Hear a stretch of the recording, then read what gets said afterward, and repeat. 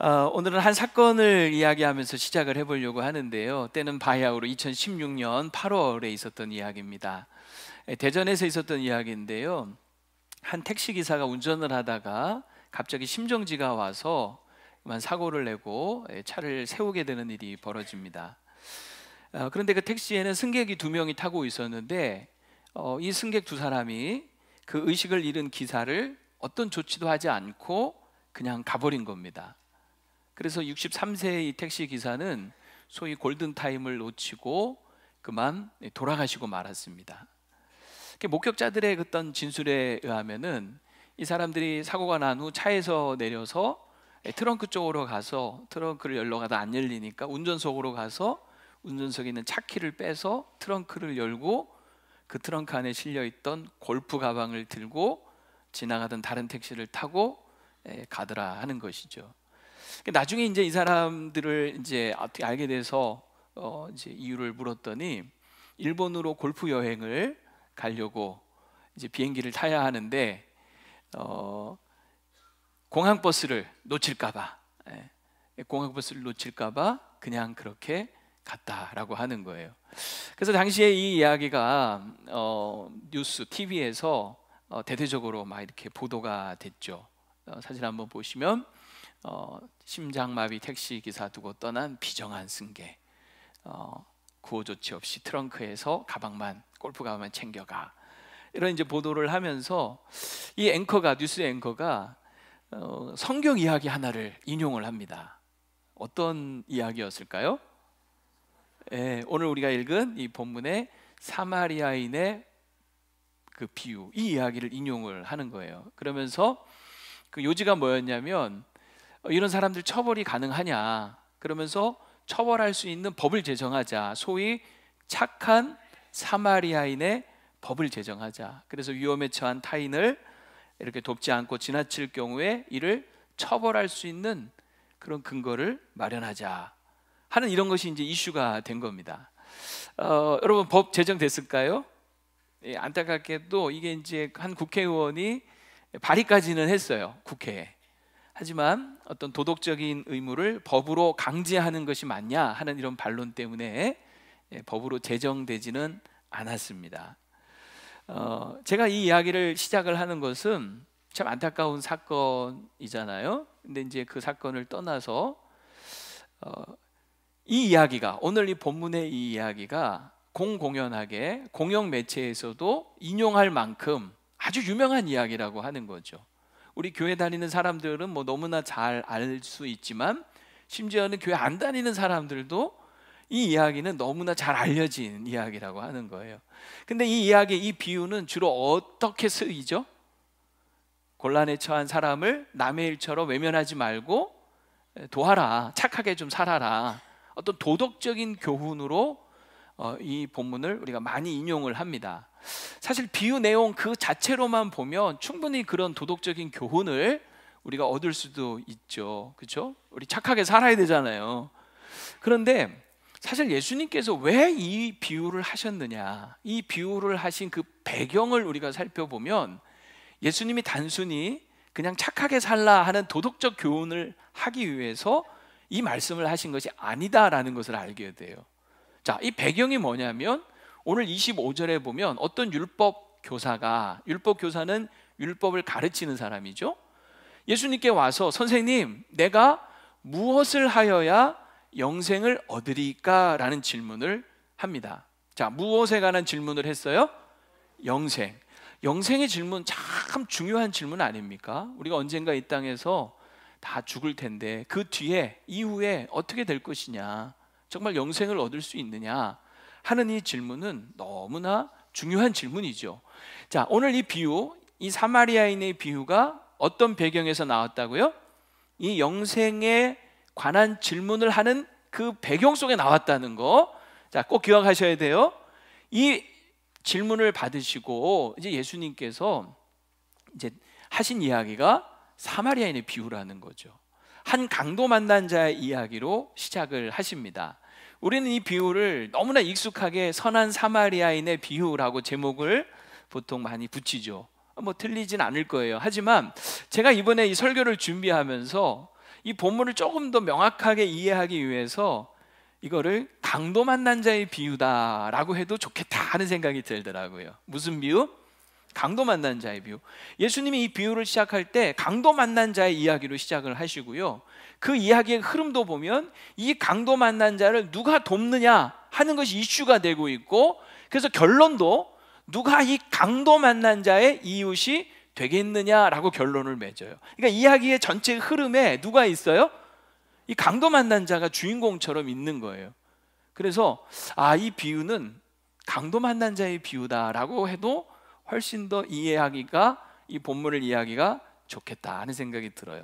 그러면서 이 본문을 이제 보면서 몇 가지 질문이 생기는데, 첫 번째는 뭐냐면, 그럼 이 강도 만난 자가 누구냐라고 하는 거죠. 자, 이 본문에 우리 너무나 다 잘 아시죠? 이 비유.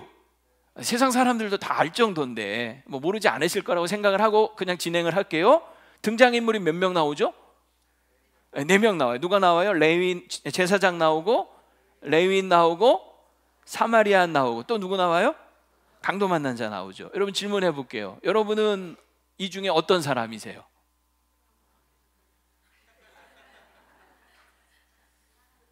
우리는, 제가 이 질문을 던졌을 때 다 무슨 생각을 하냐면, 나는 적어도 강도 만난 자는 아니라고 생각을 해요.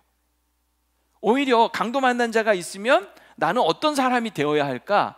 이 셋 중에, 제사장, 레위인, 사마리아인 중에 어떤 사람이 되어야 될까? 적어도 이 두 사람처럼 되지 말고 사마리아인처럼 돼야 되겠다, 이런 생각들 하시죠? 예, 솔직히 아마 다 그러실 거예요. 근데 예수님께서 이 비유를 하실 때 사실은 이 강도 만난 자는 우리 모든 인간을 대표하는 사람으로 말씀을 하신 거예요. 그래서 의도적으로 보면 예수님이 이 강도 만난 자에 대한 정보를 하나도 주지 않고 계세요.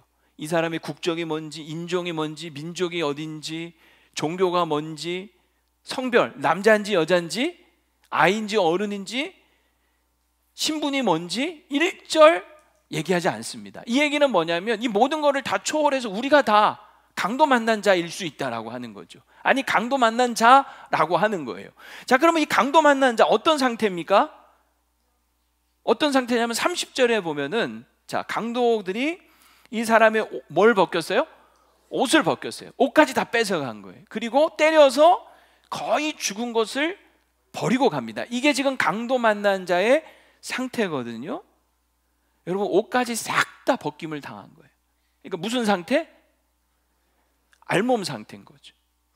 여러분, 알몸 상태로 지금 맞아서 죽어가고 있는 거예요. 가진 것이 하나도 없고. 그리고 여러분, 알몸 상태로 죽어가는 그 모습 얼마나 비참합니까? 그리고 다 벌거벗고 있으니 얼마나 부끄럽고 수치스럽습니까? 그리고 이렇게 죽어가면서 자기 스스로 살아날 수 있는 길이 있다 없다? 없는 거죠. 누군가가 도와주지 않으면, 누군가가 살려주지 않으면 그냥 그렇게 죽을 수밖에 없는 상태. 이게 바로 강도 만난 자의 상태다라고 하는 거죠. 자, 이 질문을, 자, 다시 본문을 보면 이 비유를 무슨 질문 속에서 나왔다고요? 무엇을 해야 영생을 얻으리까? 영생에 관한 질문이라 그랬죠? 근데 우리가 이 영생의 문제에 있어서 무엇을 해야 내가 영생을 얻을 수 있을까 할 때, 우리 인간은 마치 무엇과 같냐면 강도 만난 자처럼 우리 스스로가 무엇을 해서 자신을 구원할 수 있는 능력이 우리 안에는 없다라고 하는 거죠. 사실 오늘 율법학자가, 율법교사가 내가 무엇을 하여 영생을 얻을 수 있습니까? 이 질문을 하고 있지만 예수님은 그 율법학자에게 얘기하는 거예요. 1차적으로 너 사실은 이 강도 만난 자와 같아. 너 능력으로 영생을 얻을 수 없어. 이것을 알려주시려고 말씀하시는 거죠. 그리고 이것은 결국은 지금 이 설교를 듣고 있는 저나 여러분의 상태와 똑같다라고 말씀하는 거예요. 사실 여러분이 율법 교사는요, 예수님 앞에 이 말씀을 듣기 전까지만 해도 영생에 있어서만큼은 자신은 아무 문제가 없고 자신이 있다라고 생각을 했습니다. 왜냐하면 당시 유대인들은 영생이 얼마나 귀해요. 영생을 얻으려면 율법을 철저하게 연구하고 지켜야 한다라고 생각을 했어요. 근데 지금 율법교사는 누굽니까? 그 율법을 연구하고 심지어는 다른 사람들에게 가르치는 사람이잖아요. 그러니 자기는 정말 이 영생을 얻는 데 있어서는 자신 있다, 문제 없다, 자기 의와 자만심으로 아주 충만한 사람이었던 거죠. 그래서 실제로 예수님께 이 질문을 한 것도요, 진짜 자기가 영생을 얻는 방법을 알고 싶어서 묻는 게 아니잖아요. 오늘 보니까 다시 25절에 보면 예수님을 뭐 하려고? 시험하려고. 예수님이 종교적인 지식이 얼마나 있는지 테스트하고, 혹시 잘못 말하면 그거 꼬투리 잡아서 예수님을 공경에 빠뜨리고 공격하려고 하는 그런 불순한 의도로 이 질문을 한 거거든요. 그래, 여러분 참 못됐죠. 에? 근데 못된 것뿐만 아니라 진짜 문제는 뭐냐면 이 사람은 자기의 실상, 좀 속된 말로 자기 꼬라지를 모르고 있는 거예요. 자기 실상을 모르고 있는 거예요. 자기가 어떤 상태인지 모르는 거죠. 너무나 기고만장한 이 율법 교사를 볼 때, 예수님이 보실 때 이 사람을 어떻게 보셨을까요? 기고만장해서 예수님 앞에 그냥 자기 의를 자랑하듯이 어깨에 힘 빡 주고, 내가 어떻게 해야 영생을 얻을 수 있습니까? 이런 사람 여러분 볼 때 예수님 어떠셨을까요? 불쌍해 보이셨을 거예요. 죽어가는 줄도 모르고 자기 실상도 모르고 저러고 있는 그 율법 교사가 얼마나 불쌍해 보였을까. 마치 이런 거죠. 죽을 병에 걸려서 지금 죽어가는 사람이 있다고 생각해 보세요. 근데 자기는 멀쩡하다고 생각을 하는 거예요. 그래서 이 죽어가는 병을 살릴 수 있는 길이 있는데 나는 멀쩡하다고 생각하기 때문에 그 진짜 살 수 있는 길을 마다하고 거부하는 거예요. 내가 멀쩡한데, 나 아무 문제 없는데, 그러다가 결국은 그냥 놔두면 어떻게 되겠어요? 죽는 거죠. 그러니까 예수님이 보실 때 지금 이 율법 교사가 딱 그 상태인 거예요. 근데 여러분, 이런 사람을 보면 제일 먼저 해야 되는 게 뭘까요? 그 사람의 실상을 정확하게 깨닫게 해줘야 되겠죠. 네가 지금 어떤 상태인지 그걸 알게 해줘야 되지 않겠습니까? 그래서 예수님은 그 실상을 알게 하시려고 질문을 하세요. 율법에 뭐라고 기록되어 있느냐? 여러분, 율법은 마치 영혼의 거울과 같은 거예요. 여러분, 우리의 실상을 알려면 뭘 보죠? 거울을 보잖아요. 나의 모습이 어떤지, 지금 어디 뭐가 묻었는지, 더러운지 이거 보려면 거울을 보죠. 거울을 보면 내 모습이 적나라하게 드러나는 거죠. 예수님께서 이 율법학자에게 그 자신을 살펴볼 수 있도록, 야, 그럼 율법에 뭐라고 하느냐? 네가 어떻게 읽느냐라고 물어보십니다. 그랬더니 여러분, 이 율법교사 어떻게 대답하죠? 아주 자랑스럽게, 아주 그냥 거침없이 대답을 합니다. 내 마음을 다하고 목숨을 다하고 힘을 다하고 뜻을 다하여 주 너의 하나님을 사랑하라. 이거는 신명기 6장의 말씀을 인용하고 있는 거예요. 그리고 내 이웃을 내 자신과 같이 사랑하라. 이건 레위기 말씀을 인용하는 거예요. 그러니까 율법학자는 정말 성경에서 가르치는 것을 잘 알고 있죠. 아주 이런 걸 가르쳐서 찰떡같이 안다고 하는 거 아니겠어요? 구약의 성경을 너무 빠삭하게 알고 있는 거예요. 그런데 그렇게 빠삭같이 알면 끝이냐 하는 거예요. 여러분, 사실은 율법을 알면 알수록, 율법은 아까 뭐라 그랬죠? 영혼의 거울과 같잖아요. 그 영혼의 거울 앞에 내 자신을 비춰보면, 내가 그 율법을 너무 잘 아니까 오히려 그 율법을 알면 알수록 우리는 나의 진짜 모습을 보게 되는 거죠. 얼마나 내가 부끄러운 모습인지, 그 율법을 알지만 그 율법대로 온전히 순종하며 살지 못하는 나의 실체를 발견하게 되는 거죠. 마치 강도 만난 사람이 아까 다 발가벗겨진 것처럼 그 율법의 거울 앞에 우리 자신이 발가벗겨지는 거죠. 그 얼마나 부끄럽고 수치스러운 모습이 드러나느냐 하는 겁니다. 여러분, 솔직히 여러분, 하나님 말씀을 우리가 알지만 아는 대로 여러분 다 지켜 행하며 사십니까? 저는 사실 제가 돌이켜보면 저 자신을 그 말씀의 거울 앞에 비춰보면 정말 부끄러움을 많이 느껴요. 그렇지 못하다는 걸 제 스스로가 많이 깨닫는 거죠. 어제도 어떤 일이 있었냐면, 우리 그 하늘에서도 우리 결혼식 가려고 한 2시 한 15분쯤 출발을 했어요. 3시 반 결혼식인데, 그런데 가다 보니까 여기 이수 교차로부터 막 차가 정체가 되는 거예요. 제가 주례를 보기로 했는데 늦으면 안 되잖아요. 마음은 급한데 옆에 운전하는 우리 목사님이 아주 그냥 느긋하게 법규 다 지켜가면서, 그냥 그 차로 그냥 그대로 가는 거예요. 그러니까 저는 막 이제 좀 급한 마음에 한마디 했죠. 아, 목사님, 그렇게 법규 다 지켜가면서 언제 가려고 그래? 아, 이렇게 차로도 좀 이렇게 빡 이렇게 왔다 갔다 하면서 새치기도 좀 해가면서 이거 빨리빨리 가야 될 거 아니야, 이러면서 제가 막 다그쳤어요. 근데 그 말을 뱉고 나서 또 얼마나 제 스스로가 부끄러운지. 아, 이거 목사님 뭘 잘못이에요? 법규 지켜가면서 차로 이렇게 준수해 가면서 가는 게 뭐가 문제야? 근데 저는 대놓고 법규 준수해 가면서 언제 가냐고. 그 말하고 나서 우리 뒤에 새로 오신 전도사님, 여전사님 앉아 있는데, 야, 이 전사님이 담임 목사를 오자마자 어떻게 생각할까? 뒤통수가 막 뜨긋뜨긋 하더라고요. 늘 가르치기는 말씀을 전하면서 여러분, 하나님 말씀대로 살아야 됩니다. 우리가 세상의 그리스도인으로서 빛과 소금처럼 이런 율법, 법도 지켜야 합니다. 말은 잘하지. 근데 정작 제 자신을 보면, 야, 알면 뭐예요? 그대로 못 사는 경우가 너무 많지 않느냐 하는 거예요. 성경에 대해서 솔직히 여기에 저만큼 많이 아는 분이 여기 몇 분 계실까? 교만한 말이 아니라 좀 이해하고 들으세요. 여기 뭐 목사님들 여러 분 계십니다만, 뭐 우리 목사님들 제외하고 성경에 대해서 저만큼 많이 공부하고 연구하고, 심지어는 여러분이 지금 설교하고 가르치고 있잖아요. 그러니까 성경에 대해서 저만큼 빠삭한 사람 여기 있다 없다? 죄송해요. 여러분 무시하는 게 아니라 실제로 그렇잖아요. 그러면 이제 저한테 지금 너 그러면 이 율법 교사처럼 그렇게 남 성경 연구하고 설교도 하고 가르치면서 네가 진짜 가르치는 대로 설교하는 대로 사냐? 어떻게 이렇게 저를 잘 아세요? 아유, 그냥 저를 또 발가벗겨 버리시네. 진짜 그래, 맞아요. 못 살아요, 솔직히. 그래서 너무 부끄러운 거예요. 그 말씀의 거울 앞에 비춰보면 마치 발가벗겨지는 느낌인 거죠.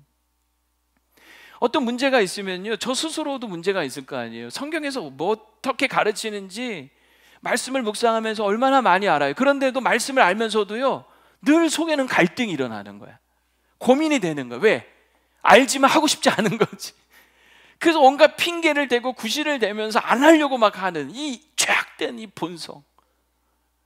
여러분이 어떤 인생의 문제를 가지고 목사님 좀 상담 좀 해주세요. 그러면 저는 성경적으로 기가 막히게 이렇게 하세요 하고 안내해 드릴 수 있어요. 이 율법 교사가 그런 거잖아요. 성경에 대해서 그보다 잘하는 사람이 어디 있겠어.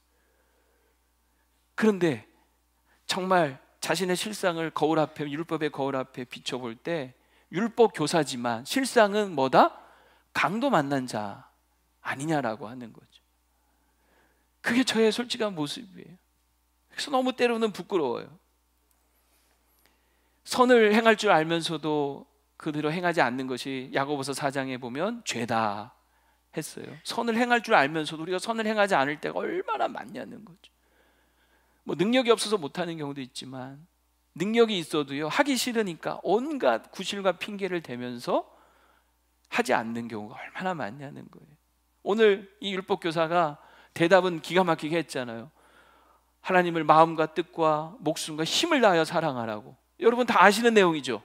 근데 여러분, 우리가 이 말씀의 거울 앞에 비춰보세요. 정말 여러분들 하나님을 마음을 다하고 뜻을 다하고 힘을 다하고 목숨을 다하여 사랑하고 계십니까? 부끄러움을 느끼잖아요. 내 이웃을 내 자신같이 사랑하라. 이 거울 앞에 우리 자신을 비춰보면, 알기는 너무 잘 알지만 얼마나 우리의 부족함을 많이 느끼게 되냐고요. 내 자신처럼 정말 나를 사랑하고 아끼는 것처럼 우리의 이웃을 그렇게 사랑하고 있나? 예수님은 내 원수까지도 사랑하라고 하셨지만 우리는 이 교회 공동체 안에, 심지어 우리 교회 공동체 안에서도 원수를 만들고 있지 않냐는 거예요. 원수를 사랑하기는커녕 원수를 만들고 있지 않냐는 거예요. 그냥 내 마음에 안 든다고, 나랑 성격이 안 맞고 성향이 다르다고 밀어내고 싫어하고 배척하고 따돌리고 욕하고 뒤에서, 그리고 선을 긋고 담을 치고 원수처럼 만들고 미워하고 있지 않냐는 거죠. 그러니까 말씀의 거울 앞에 우리를 비춰보면 우리는 다 뭐예요? 정말 강도 맞는 자와 같은 거예요.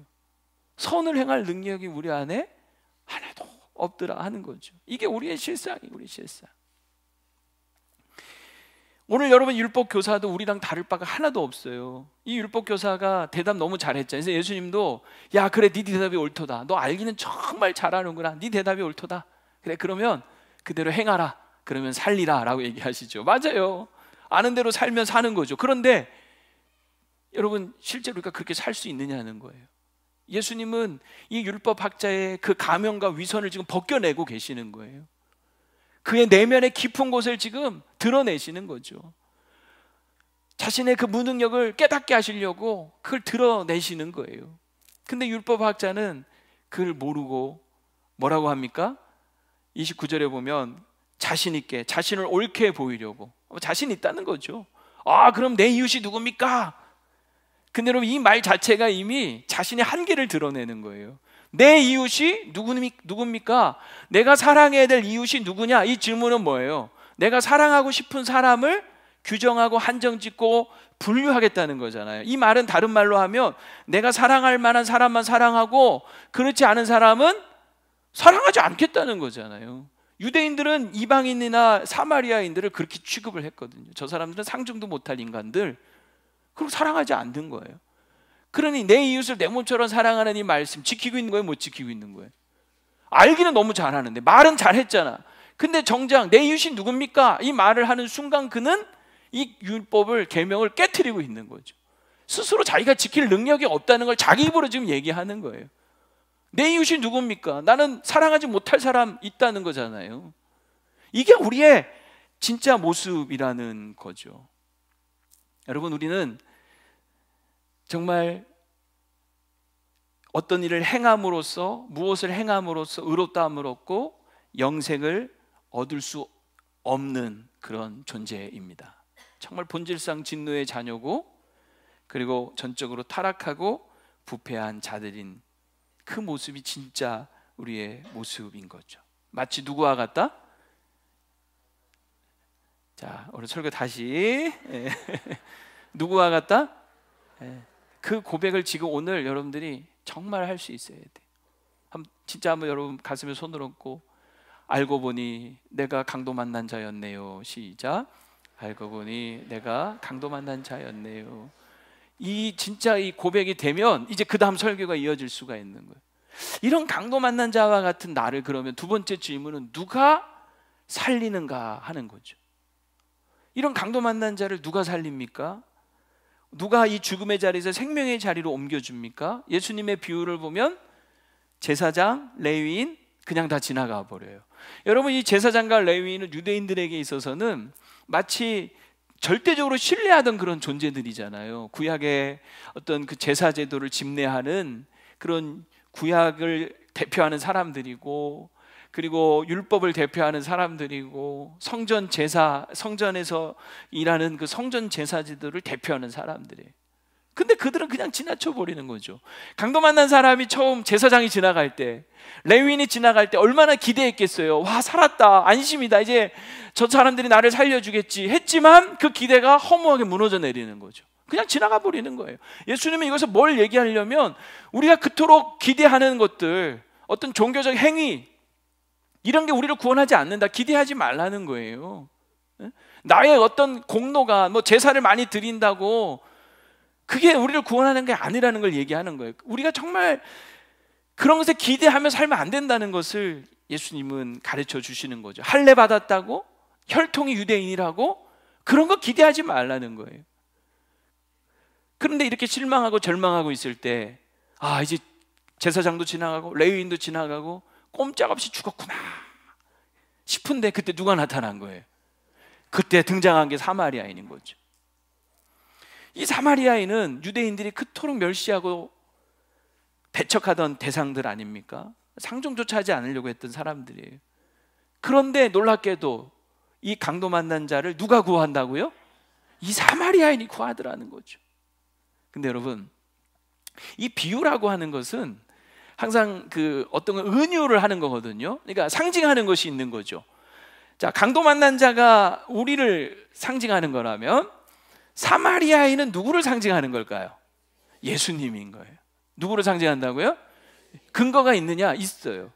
첫째는 뭐냐면 배척당하는 것으로 예수님이 사마리아인과 예수님 자신을 오버랩 하십니다. 사마리아인은 배척당했다 그랬잖아요. 멸시당했다 그랬잖아요. 예수님도 유대인들한테 늘 멸시당하고 배척당해요. 특히 율법 교사들한테. 그래서 예수님은 배척당하시는 걸로 지금 오버랩 하시는, 자신과 사마리아인을. 두 번째는 33절에 보면 이 강도 만난 자를 이 사마리아인이 불쌍히 여겨요. 근데 여러분, 복음서를 보면 이 불쌍히 여겼다는 이 표현은 항상 예수님이 무리들을 보실 때 불쌍히 여기셨다 표현을 하세요. 그러니까 예수님의 마음은 항상 불쌍히 여기는 마음이에요. 그래서 그걸 또 오버랩을 시키는 거예요. 사마리아 예수님이라는 걸 보여주는 거죠. 세 번째는 이 사마리아인이 이 강도만한 자를 살리기 위해서 한 일, 그것과 오버랩을 시키는 거예요. 강도만한 자를 살리기 위해서 상처를 싸매주고 기름과 포도주를 붓고 자신의 짐승에 태워서 여관으로 데려가고 부비가 들면 더 주겠다라고까지 얘기하잖아요. 정말 무조건적인 사랑이죠. 뭐 이유가 없잖아요. 이 사람을 왜 이렇게 살려야 되는지. 그냥 무조건적인 사랑. 예수님이 우리에게 베푸신 그 사랑이 뭐예요? 이런 무조건적인 사랑. 이걸 우리가 은혜라고 하는 거잖아요. 예수님이 죄와 사망의 그늘 아래 신음하며 죽어가는 우리를 살리기 위해서 이런 무조건적인 사랑을 베푸신 거예요. 자신을 십자가에 내어주시기까지. 오늘 우리 찬양한 것처럼 그렇게 우리를 사랑해 주신 거예요. 그러니까 예수님이 이 사마리아인과 자신을 이렇게 오버랩 해주시는 거죠. 그러니 여러분, 이 강도 만난 자가 살 길은 누구밖에 없는 거예요? 이 사마리아인. 이 사마리아인 누구를 의미한다고요? 예수님. 자, 이 비유는 결론이 뭐냐면, 오늘 우리가 무엇을 해야 영생을 얻을 수 있습니까? 라고 율법교사가 질문을 했지만 예수님의 결론은 뭐냐면, 네가 무엇을 해서 영생을 얻을 수 있을 수 없다. 그런 능력이 너에게는 없다. 넌 강도 만난 자와 같다. 그런데 영생을 그럼 얻으려면 어떻게 해야 되느냐? 사마리아인처럼 이 땅에 우리를 위하여 오셔서 아낌없이 무조건적인 사랑을 베풀어 주신 예수 그리스도, 그분의 사랑을 받아들이는 것, 즉 예수님을 영접하는 것, 즉 예수님을 믿는 것밖에 없다 라고 가르쳐 주시는 거예요. 영생을 여러분 어떻게 얻으시겠어요? 율법을 행함으로? 내 힘으로? 다른 사람의 도움으로? No. 오직 예수 그리스도를 믿음으로. 예수를 믿는 자는 멸망하지 않고 영생을 얻습니다. 요한복음 5장 24절, 내가 진실로 진실로 너희에게 이르노니 내 말을 듣고, 예수님 말씀이에요. 내 말을 듣고 또 나 보내신 이 하나님을 믿는 자는 어떻게 된다고요? 심판에, 사망에서 옮겼느니라. 저와 여러분이 지금 그 은혜를 받은 겁니다. 그래서 영생의 복을 누리는 거예요. 얼마나 감사해요. 감사하죠. 얼마나 기뻐요. 와, 강도 만나서 아무 소망 없이 죽어가던 우리를 예수님께서 이 땅에 오셔서 이렇게 영생의 복을 주셨구나, 이 생각을 하면 여기까지가 비유고요. 마지막 세 번째, 그럼 우리는 이제 어떻게 살 것이냐 하는 질문이 남게 되는 거죠. 예수님은 여기서 비유를 끝내시지 않고 질문을 하십니다. 이 율법교사에게 뭐라고 질문하시죠? 이 세 사람 중에 누가 강도 만난 자의 이웃이 되겠느냐? 이웃이 되겠느냐라는 이 말은 이제 이웃이 되어라 라는 얘기잖아요.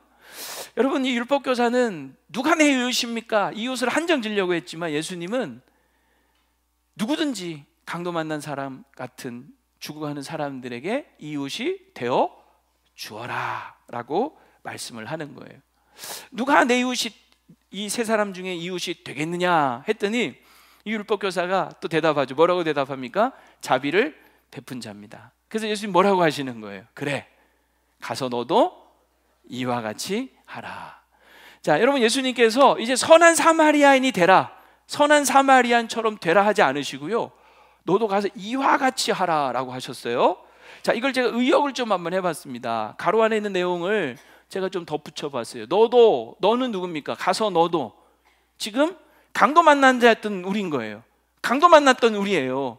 그런 우리가 사마리아인의 자비를 받아서 살았죠.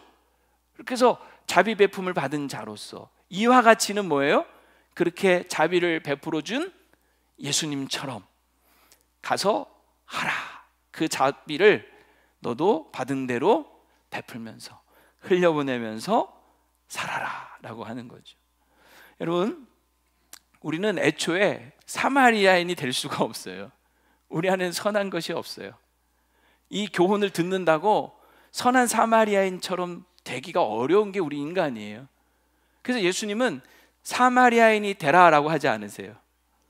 우리는 애초 처음부터 뭐였다고요? 알고 보니 강도 만난 자였어요. 죽다가 살아난 자예요.